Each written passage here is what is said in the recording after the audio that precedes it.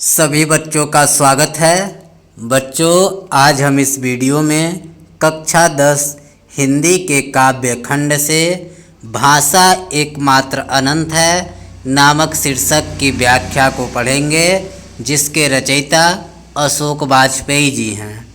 बच्चों, यह संसार मरणशील है और इस नाशवान संसार में भाषा ही एकमात्र है जिसे हम अनंत कह सकते हैं।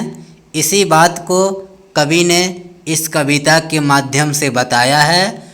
तो आइए प्रारंभ करते हैं, ध्यान दीजिएगा। फूल झरता है। कवि कहते हैं कि फूल झरता है अर्थात गिर जाते हैं। कवि कहते हैं कि फूल गिर जाते हैं, उनका अस्तित्व समाप्त हो जाता है। फूल शब्द नहीं, क्योंकि फूल कोई शब्द नहीं है। किंतु भाषा जो शब्दों से बनी है वह कभी समाप्त नहीं होती। एक बार पुनः समझ लीजिए। फूल झरता है। कवि कहते हैं कि फूल गिर जाते हैं, उनका अस्तित्व समाप्त हो जाता है, क्योंकि फूल शब्द नहीं है। किंतु भाषा जो शब्दों से बनती है कभी समाप्त नहीं होती। आगे देखिए। बच्चा गेंद उछालता है, सदियों के पार लोकती है उसे एक बच्ची। सदियों के पार, सदियों से ऐसा चला आ रहा है। बच्चा गेंद उछालता है कि बच्चा गेंद को उछालता है। सदियों से ऐसा चला आ रहा है कि बच्चा गेंद को उछालता है। लोकती है उसे एक बच्ची और एक बच्ची उस गेंद को लोकती है अर्थात पकड़ती है। एक बार फिर से देख लीजिए।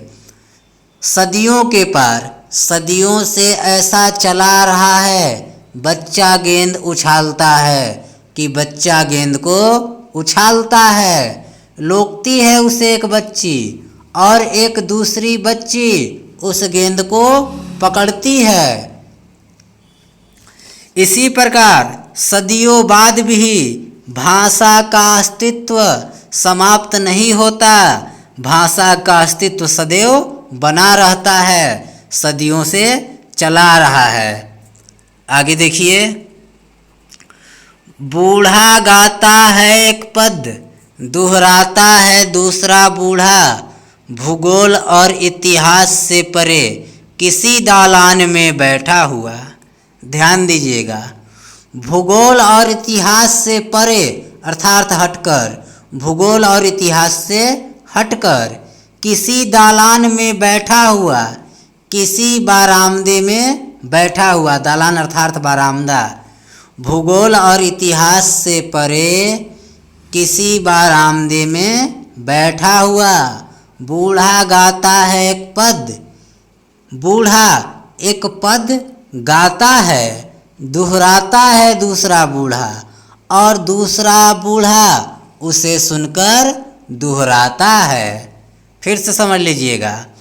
भूगोल और इतिहास से परे किसी बारामदे में बैठा हुआ एक बूढ़ा पद को गाता है और उसे सुनकर दूसरा बूढ़ा दोहराता है।